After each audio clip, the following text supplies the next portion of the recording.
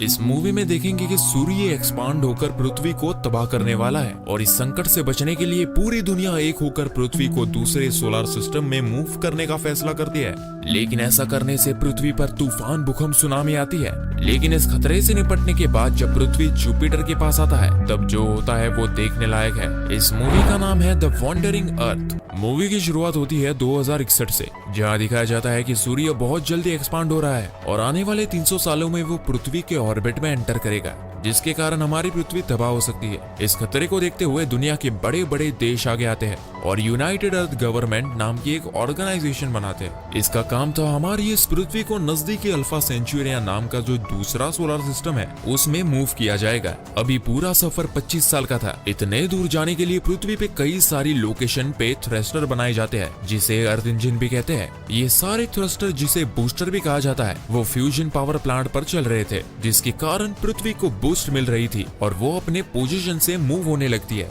इसके बाद हमें एक एस्ट्रोनॉट पैकी यांग को उसके बेटे क्यू के साथ दिखाया जाता है। वो अपने बेटे को कहता है, पापा एक मिशन पे जा रहे हैं और एक ऐसा दिन आएगा जब तुम्हें बिना टेलीस्कोप के जुपिटर दिखेगा। उस दिन मैं वापस आ जाऊंगा। इसके बाद पैकी यांग स्पेस स्टेशन में अपने मिशन पर चला जाता है। उसने अपने बेटे को उसके नाना के पास सौंपा था। ये स्पेस स्टेशन दरअसल पृथ्वी का नेविगेशन सिस्टम था। मिशन शुरू होता है, लेकिन पृथ्वी के मूव करने के 2 साल बाद हमें उसके परिणाम दिखने लगते हैं। पृथ्वी जो खुद भी रोटेट होती थी उसकी ये मूवमेंट बंद कर दी जाती है। लेकिन इसके परिणाम ये होता है कि पृथ्वी पे तूफान, सुनामी आने लगती है। इसलिए इंसान अंडरग्राउंड सिटी में रहने लगते हैं, लेकिन वहाँ पे भी जगह कम पड़ने लगती है। इसलिए कई सारे इंसान पृथ्वी की सतह पर रुकते हैं और इस तूफान के शिकार बन जाते हैं। इंसानों का पॉपुलेशन कम होने लगता है। आगे जैसे जैसे पृथ्वी सूरज से दूर चली जाती है उसका वातावरण भी ठंडा होने लगता है और पृथ्वी की सतह बर्फ में जमने लगती है। क्यू अपने नाना के साथ तूफान से बचने के लिए अंडरग्राउंड सिटी में रहने लगता है। काफी सारा पॉपुलेशन पृथ्वी के नीचे अंडरग्राउंड सिटी में रह रहा था। अब 17 साल बीत जाते हैं और हम जुपिटर के करीब आते हैं। जुपिटर की खुद की ग्रेविटी बड़ी मात्रा में थी, जिसे यूज करके पृथ्वी के सफर में तेजी लाने का प्लान था।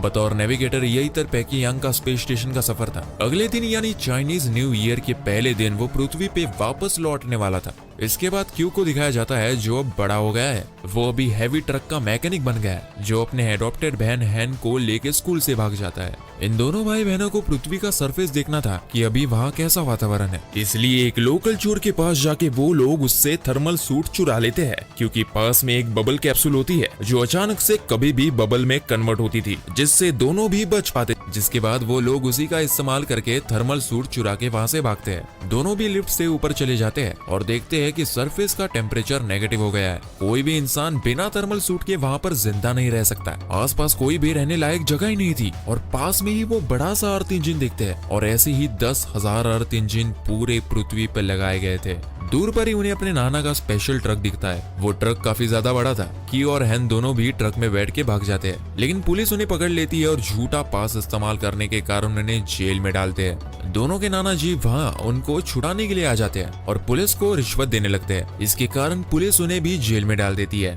वही जेल के अंदर ये लोग टीम नाम के एक और लड़के से मिलते हैं। यहाँ स्पेस में पृथ्वी जुपिटर के करीब आती है। उसकी ग्रेविटी यूज करके तेजी से पृथ्वी का सफर तय करना था, जिससे पृथ्वी सोलर सिस्टम से बाहर निकल सकता था। लेकिन अचानक से जुपिटर की ग्रेविटी में स्पाइक आने के कारण वो इर्रेगुलर बन जाती है और पृथ्वी जुपिटर के करीब खींची चली जाती है, जिसके कारण पूरी पृथ्वी पे भूकंप और तूफान आने लगता है। धीरे धीरे सारे अर्थ इंजन बंद हो जाते हैं। क्यू, हैन, उनके नाना और टीम अपना ट्रक लेके जेल से भाग जाते हैं। लेकिन भूकंप के कारण कई सारे पहाड़ इनके ट्रक के ऊपर गिरने लगते हैं। लेकिन ये लोग जैसे तैसे करके उस खतरे से बाहर निकलते हैं। यहाँ पे स्पेस स्टेशन में जो इनका एआई कंप्यूटर था वो सारे एस्ट्रोनॉट को चेतावनी देता है कि अभी सिस्टम लो एनर्जी पर जा रहा है, इसलिए सब लोग तुरंत ही अपने हाइपर स्लीपिंग सेल में चले जाए। यहाँ पर पैकी यांग को टेंशन आता है, इसलिए वो अपना घर वालों से कांटेक्ट करता है। वो उन्हें नजदीकी बंकर बताता है ताकि वो लोग वहां जाकर इस तूफान से सुरक्षित रहे। उसके बाद वो खुद भी हाइपर स्लीप पर जाने के लिए निकलता है। यहाँ पर वो लोग बंकर की तरफ जा ही रहे थे, लेकिन उतने में ही कुछ सोल्जर्स उन्हें रोक लेते हैं। ये सोल्जर्स लाइटर कोर नाम की एक बड़ी सी कार्गो ले जा रहे थे, जो अर्थ इंजन शुरू करने के लिए जरूरी थी, और वो ले जाने के लिए इन्हें ट्रक की जरूरत थी। कैप्टन उनके नाना जी को उनकी मदद करने के लिए कहता है। वो भी मदद करने के लिए तैयार हो जाते हैं। थोड़ी देर में ही ये लोग ट्रक लेके शंघाई शहर में पहुंचते हैं, लेकिन वहाँ की हालत तो और भी बुरी थी। बड़े बड़े बर्फ के पहाड़ जिनमें कई सारे फेमस बिल्डिंग दफन हो चुकी थी। ये नजारा देख के सब लोग डर जाते हैं और एक पतला रास्ता उन्हें दिखाई देता है और उस पतले रास्ते से ये लोग ट्रक लेके निकल पड़ते हैं। इसके बाद अचानक से बर्फ के इस पहाड़ पे एक प्लेन क्रैश हो जाता है और उसके कारण ये पूरा पहाड़ टूटने लगता है। ये पतला रास्ता काफी लंबा था और बड़े बड़े पत्थर इनके ट्रक पर गिरने लगते हैं। भागने का कोई भी रास्ता नहीं था, लेकिन तभी एक सोल्जर को एक बड़ी सी बिल्डिंग दिखती है तो वो लोग वहीं से ऊपर जाने का फैसला करते हैं। पहाड़ की चोटी पे जाने के लिए इनको 80 फ्लोर ऊपर चढ़ना था। कुछ सोल्जर्स ऊपर चढ़ जाते हैं और लिफ्ट के दरवाजे की मदद से बाकी सबको रेस्क्यू करने लगते हैं। क्यू, हैन और उनका कैप्टन ऊपर आ जाता है। इनके नाना जी, एक सोल्जर और लाइटर कोर अभी भी नीचे ही था। यहाँ पर बाकी के सोल्जर्स नाना जी, लाइटर कोर और उसके सोल्जर को ऊपर खींचने लगते हैं, लेकिन तभी वापस भूकंप के कारण बिल्डिंग बहुत जोरी से हिलने लगती है। तब तक वो लाइटर कोर तो ऊपर आ जाता है, लेकिन उसी चक्कर में नाना जी और वो सोल्जर नीचे अटक जाते हैं और लिफ्ट इन दोनों के ऊपर गिरने लगती है। लेकिन तभी वो सोल्जर अपनी जान की परवाह ना करते हुए सामने का जो लिफ्ट का दरवाजा रहता है उसे तोड़ता है और नाना जी को उस बीच वाले फ्लोर पर ही डाल देता है। लेकिन सोल्जर के ऊपर लिफ्ट गिर जाता है और वो मारा जाता है। नाना जी के हेलमेट भी लगभग टूट गया था और उन्हें पता था कि बचने का कोई भी रास्ता नहीं है, इसीलिए वो सीधा हेलमेट निकाल देते हैं और बर्फ में फ्रीज होके उसी वक्त मर जाते हैं। हैन और क्यू बहुत ही ज्यादा इमोशनल हो जाते हैं, लेकिन क्यू को उस कैप्टन के ऊपर बहुत गुस्सा आ रहा था क्योंकि उसने उसके नाना जी को बचाने में मदद नहीं की। जिसके बाद वो उस ग्रुप से अलग होता है। टीम भी उसके साथ ही निकल पड़ता है। सोल्जर भी लाइटर कोर को लेकर अपनी राह पर चल पड़ता है। यहाँ स्पेस स्टेशन में पैकियांग स्लीपिंग सेल में कुछ गड़बड़ी करके उड़ जाता है। फिर वो सिस्टम चेक करता है और उसे पता चलता है कि उनका स्पेस स्टेशन पृथ्वी को छोड़ किसी और ही रास्ते पर जा रहा है। वही एआई सिस्टम को पता लगता है कि एक एस्ट्रोनॉट नींद से उड़ गया है, तो उसकी इस हरकत को रोकने के लिए वो उसके कलीग मैक्रो को उठाता है। मैक्रो पहले तो पैकियांग को समझाने की कोशिश करता है, फिर पैकियांग उसे बताता है कि स्पेस स्टेशन पृथ्वी को छोड़ के कहीं और चला जा रहा है, तो मैक्रो उसकी मदद करने लगता है। इन दोनों को कंट्रोल सेंटर जाना जरूरी था ताकि वो एआई सिस्टम को ओवरराइड कर सके, लेकिन स्पेस स्टेशन में कंट्रोल सेंटर ऊपर की तरफ था, जिसके लिए इन्हें स्पेस में जाकर ऊपर जाना था। दोनों भी अपना सूट पहन लेते हैं और बाहर की ओर चले जाते हैं। इन दोनों को बाहर की ओर जाते हुए देख एआई सिस्टम अपना सिक्योरिटी प्रोटोकॉल एक्टिवेट करता है। अब क्योंकि ये दोनों रूल के खिलाफ काम कर रहे हैं, इसलिए इस प्रोटोकॉल के अनुसार इन दोनों को भी मार डालना जरूरी था, तो वो बाहर से इन दोनों पे हमला करने लगता है। इस अटैक के कारण दोनों को काफी ज्यादा दिक्कत आती है। इसी अटैक में मैक्रो मारा जाता है। पैकियांग को अपना साथी खो जाने के लिए काफी दुख होता है, लेकिन थोड़ी देर के बाद वो कंट्रोल सेंटर में आता है, लेकिन वहाँ पर उसे पता लगता है कि उसके सारे अधिकार रद्द कर दिए गए हैं और अब वो इस मिशन को बदल नहीं सकता। यहाँ पर क्यू, हैन और टीम दोनों को भी अपने रास्ते में एक नया ट्रक दिखता है। वो लोग उस ट्रक में जाते हैं और उन्हें उस ट्रक में ली नाम का साइंटिस्ट मिलता है जो बहुत ज्यादा जख्मी था। ली उन्हें बताता है कि जुपिटर की ग्रेविटी अर्थ के एटमॉस्फेयर को अपने तरफ खींच रही है, इसके कारण कोई भी प्लेन हवा में उड़ नहीं सकता और इसी के कारण वो क्रैश हो गया है। आगे वो बताता है कि ट्रक में टॉर्क इंजन यानी बहुत बड़ा अर्थ इंजन जो उन्हें सुलावेसी इक्वेटर पर लेकर जाना है और वहाँ का मेन इंजन शुरू करना है। उस ट्रक को लेकर क्यू अपने घर लौट सकता था, लेकिन फिर भी वो ली की मदद करने का सोचता है और सब लोग सुलावेसी इक्वेटर पर जाने के लिए निकलते हैं। यहाँ पर पैकियांग एआई सिस्टम की कमांड को बदलने के लिए मेन कंप्यूटर रूम में जाता है, लेकिन तभी उसे एआई सिस्टम बताता है कि ये जो भी चेंजेस चल रहे हैं वो उसके खुद के नहीं है, बल्कि ये प्रोग्राम खुद यूनाइटेड अर्थ गवर्नमेंट ऑर्गेनाइजेशन का ही है। जब भी पृथ्वी को खतरा साबित होगा तब इस ऑर्गेनाइजेशन ने एक प्रोटोकॉल लिखा था कि पृथ्वी के लोगों की मदद उन्हें नहीं करनी है और स्पेस स्टेशन को एक रहने लायक प्लेनेट ढूंढते रहना है। स्पेस सेंटर में जरूरत की सारी चीजें हैं, जैसे कि फसलों के सैंपल और अलग अलग जानवरों के सैंपल। इतना ही नहीं, ह्यूमन एम्ब्रोज भी रखे हुए हैं जो इंसानों को नए प्लेनेट में सिविलाइजेशन शुरू करने के लिए मदद करेंगे। भले ही पृथ्वी जुपिटर को टकरा जाए और सारे इंसान पृथ्वी पर मारे जाएंगे, लेकिन ह्यूमन रेस खत्म नहीं होगी। नए रहने लायक प्लेनेट में ये सारी चीजें वापस पैदा हो सकती है। ये सब कुछ सुनने के बाद पैकियांग को सोचता ही नहीं कि वो क्या करे। यहाँ पर जो सोल्जर्स की टीम थी उन्हें इस बर्फीले तूफान में उस लाइटर कोर को खींचना काफी कठिन हो रहा था और तभी अचानक से ठंड के कारण उनका एक सोल्जर भी गुजर जाता है। ये देख के बाकी मेंबर्स का हौसला टूटने लगता है कि ये मिशन इधर ही रोक देना चाहिए और सबको अपने अपने घर चले जाना चाहिए, लेकिन इसके लिए कैप्टन तैयार नहीं होता। एक महिला सोल्जर लाइटर कोर को शूट कर देती है, जिसके कारण वो टूट जाता है। ये देख के कैप्टन काफी गुस्सा हो जाता है और गुस्से में उसे लगभग मारने ही वाला था, लेकिन वो खुद को रोकता है।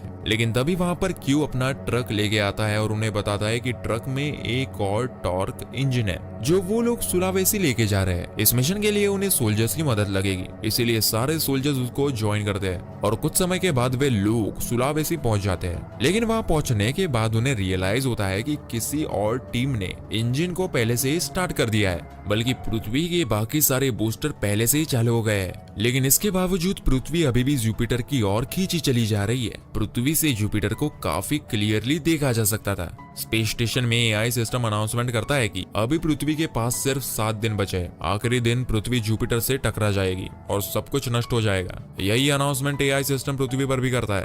ये खबर सुनते ही पूरी दुनिया में मातम मच जाता है। यहाँ पर साइंटिस्ट ली भी जोर जोर से रोने लगता है कि हमारे पास सिर्फ कुछ ही दिन है, क्योंकि पृथ्वी की सारी हवा जुपिटर की ओर खींची जा रही है और हमारे पास एक दिन के बाद ऑक्सीजन भी नहीं बचेगा। यहाँ पर क्यों वो लगातार जुपिटर को ही देख जा रहा था और अचानक से उसे अपने पिताजी की एक बात याद आती है कि जुपिटर में काफी ज्यादा मात्रा में सिर्फ हाइड्रोजन ही है। तभी वो एक प्लान सोचता है कि अगर थ्रस्टर्स से हमने जुपिटर के हाइड्रोजन को इग्नाइट किया तो काफी बड़ा विस्फोट होगा और बड़ी मात्रा में एनर्जी वेव जनरेट होगी। इस वेव के कारण पृथ्वी दूर फेंकी जा सकती है। ये प्लान काफी कठिन था लेकिन नामुमकिन नहीं। वो ली और बाकी सबको ये प्लान बताता है और सब लोग तैयार हो जाते हैं। वो प्लान बनाता है कि मेन इंजन को ही बंद करके पूरी दुनिया से इग्निशन का नया प्रोग्राम लोड करेंगे, लेकिन इंजन बंद होने के बाद उसे मैन्युअली चालू करना पड़ेगा।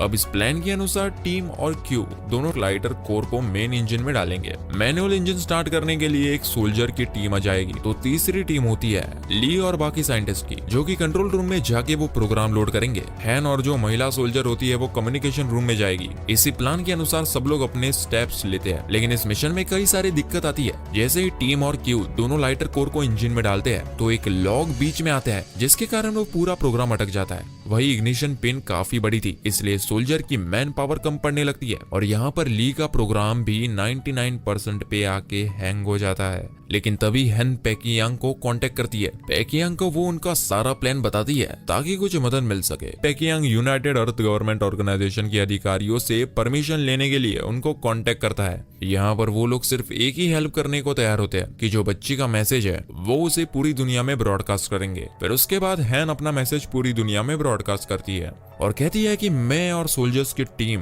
पृथ्वी को बचाने का आखिरी प्रयास कर रहे हैं और यहाँ पर हमें लोगों की जरूरत है। मुझे पता है कि आप में से कई लोगों ने अपना हौसला खो दिया है, लेकिन हम सब एक होके इस पृथ्वी को बचाने का आखिरी प्रयास करेंगे तो शायद हम बच सके। एक बच्ची से इतना इमोशनल मैसेज सुनने के बाद जो भी लोग भाग रहे थे कुछ जगह पर छुपने के लिए, उसमें से कई सारे लोग इनकी मदद करने के लिए आ जाते हैं और जो इग्निशन पिन रहता है जो कि काफी बड़ा था उन्हें पुश करने में सोल्जर्स की मदद करते हैं और आखिरकार काफी देर के बाद वो पिन लॉक हो जाती है। यहाँ पर क्यू भी अपनी जान पे खेल के लॉक को निकालता है और टीम को साथ लेके उस ट्रक से भागने लगता है। यहाँ पर प्रोग्राम भी अपलोड हो जाता है। जैसे इनका ट्रक बाहर आ जाता है, इग्निशन लॉन्च किया जाता है और मेन इंजन जो पृथ्वी का सबसे बड़ा इंजन था वो सीधा जुपिटर को निशाना लगा के रेड लाइट इग्नाइट करता है और सब लोग खुश हो जाते हैं। लेकिन ये इग्निशन इतना बड़ा होने के बावजूद वो जुपिटर ग्रह तक नहीं पहुंच पाता। वो इग्निशन अभी भी जुपिटर से 5000 किलोमीटर दूर था। लेकिन तभी पेकियांग को याद आता है कि नेविगेशन सिस्टम में 30,000 टन का फ्यूल है जो इस इग्निशन में यूज हो सकता है। लेकिन एआई सिस्टम उसे रोकता है क्योंकि अब नया प्रोजेक्ट हेलियोस शुरू हो गया था, जिसका मिशन था रहने लायक प्लेनेट ढूंढने का, ना कि पृथ्वी वासियों की मदद करना। पेकियांग के पास शराब की एक बोतल थी जिसे एआई सिस्टम की तरफ फेंक मारता है, जिसके कारण पूरे सिस्टम को आग लगती है और एआई सिस्टम खराब हो जाता है। जिसके बाद पेकियांग सिस्टम का कंट्रोल लेकर स्पेस स्टेशन को जुपिटर की ओर ले जाता है। वो आखिरी बार अपने बेटे को कांटेक्ट करता है और इस फ्यूल के बारे में बताता है कि वो अपने डॉग लेके उस इग्निशन में चला जाएगा जिसके कारण विस्फोट होगा। लेकिन क्यू उसे ऐसा करने से मना कर देता है, लेकिन पेकियांग उसकी बातें नहीं मानता और अपने बेटे क्यू को आखिरी बार गुड बाय कहता है और उसे कहता है कि अब तुम जब भी जुपिटर को देखोगे तब तुम मुझे भी देख पाओगे। क्यू बहुत जोर जोरों से रोने लगता है और वो जुपिटर को जब देखता है तब उसे अपने पापा का जो डॉग सिस्टम रहता है वो दिखाई देता है। वो सीधा डॉग उस आग में चला जाता है और उसे देखते देखते बहुत बड़ा विस्फोट हो जाता है, जिसके कारण आग जुपिटर तक पहुंच जाती है। वहां के हाइड्रोजन को इग्नाइट करती है और बहुत जोरों से एनर्जी वेव जनरेट हो जाती है जो पृथ्वी को ऑपोजिट डायरेक्शन में पुश करती है। हालांकि जुपिटर से निकले बड़े बड़े एस्टेरॉइड्स अगले 7 मिनट में पृथ्वी तक पहुंचने वाली थी। सभी लोग अंडरग्राउंड बंकर की तरफ भागने लगते हैं, लेकिन तभी एस्टेरॉइड्स पृथ्वी तक पहुंच जाती है और चारों तरफ तबाही का नजारा था। क्यू और टीम नीचे गिरने लगते हैं, लेकिन वो एक पोल को पकड़ लेते हैं। लेकिन हैन नीचे गिरने लगती है और उसे बचाने के लिए क्यू भी नीचे कूद जाता है। लेकिन क्यू के पास कैप्सूल रहता है जिसके कारण वे दोनों बच जाते हैं। लेकिन वो भी जल्दी क्रैक हो जाता है और क्यू हेलमेट भी टूट जाता है। ऐसा लग रहा था कि वो मर गया, वही पृथ्वी बच गई थी और अब ये दूसरी दिशा में जा रही थी जैसे पहले का प्लान था। हम फिर 3 साल के बाद देखते हैं क्यू बच गया था, लेकिन उसके चेहरे पे बहुत बड़ी जख्म आई थी और दूसरी सोलर सिस्टम में जो जाने का ये जो मिशन का सफर है वो अभी भी जारी था। सब लोग अभी भी अंडरग्राउंड सुरक्षित रह रहे थे। क्यू जो है वो भी जूनियर ड्राइवर बन गया था और सब लोग उसे काफी रिस्पेक्ट के साथ देख रहे थे, जिसके साथ ही मूवी यही